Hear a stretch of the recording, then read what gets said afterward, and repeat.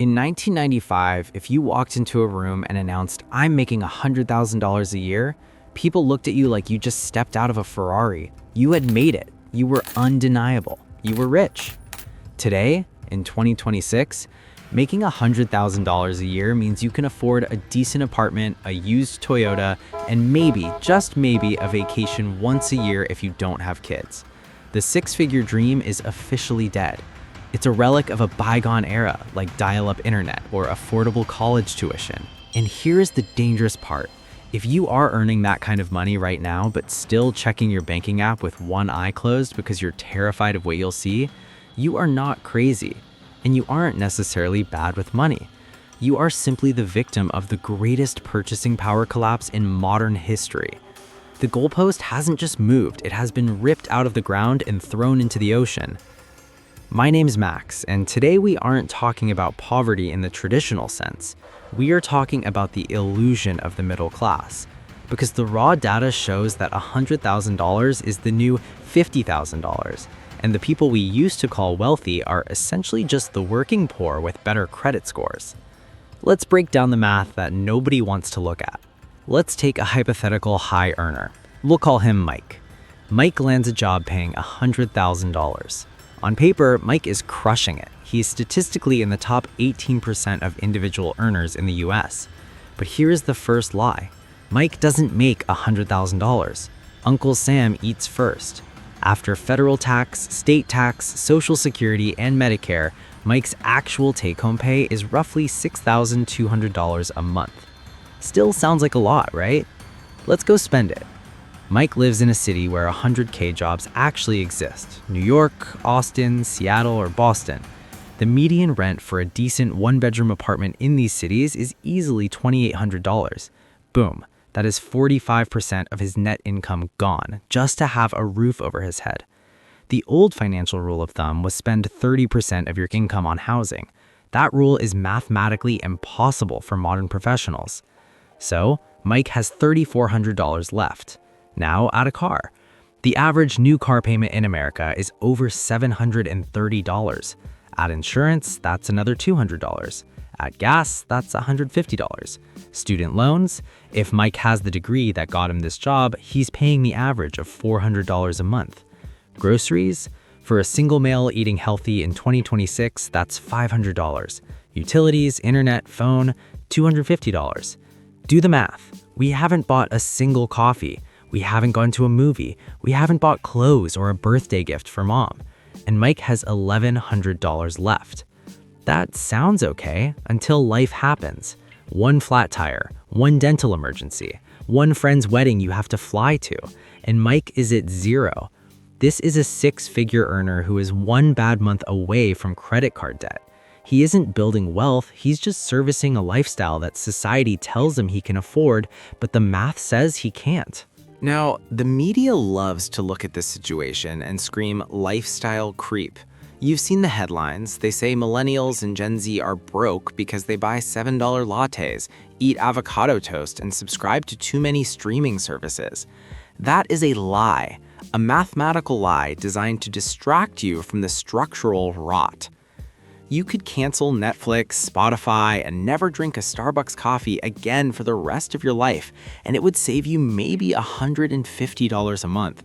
That doesn't fix a $2,800 rent problem. That doesn't fix a $700 car payment.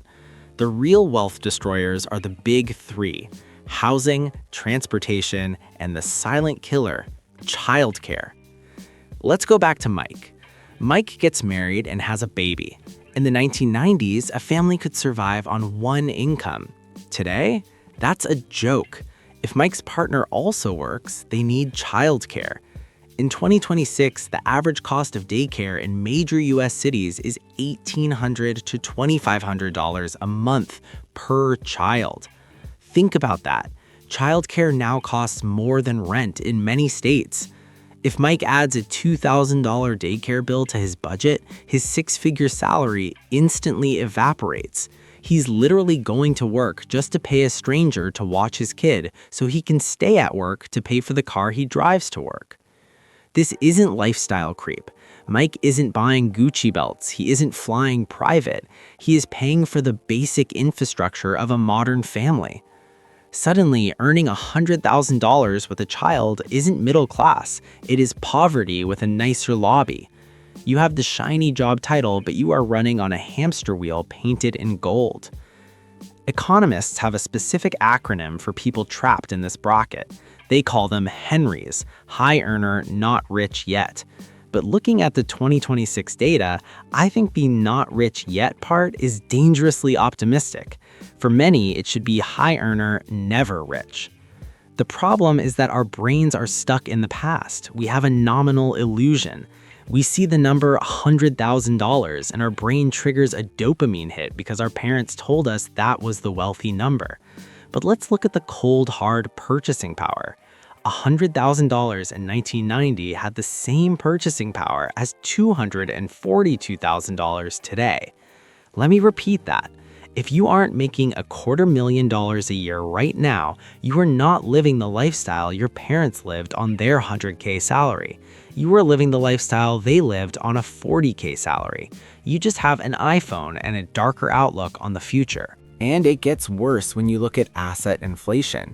In 1990, the median home price was about 3x the median income. Today, in major cities, the median home price is 8x to 10x the median income. The ladder hasn't just become steeper, the bottom rungs have been sawed off. This is why Henrys feel so frustrated. They did everything right.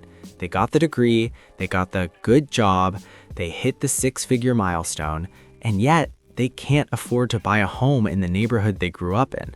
They are earning ghost money. Income that looks substantial on a W-2 form but vanishes instantly into the cost of existence. So if you are beating yourself up because you make $100K and still rent, stop. You aren't failing at the game. You are playing a game where the difficulty setting was silently switched to expert mode while you weren't looking. And this creates the most terrifying aspect of the 100K trap, the safety net paradox. People earning $100,000 are in a unique danger zone. You make too much money to qualify for any government assistance, no healthcare subsidies, no financial aid for your kids' college, no stimulus checks. The government looks at your W-2 and says, "You're rich, figure it out." But you don't make enough money to self-insure against a disaster.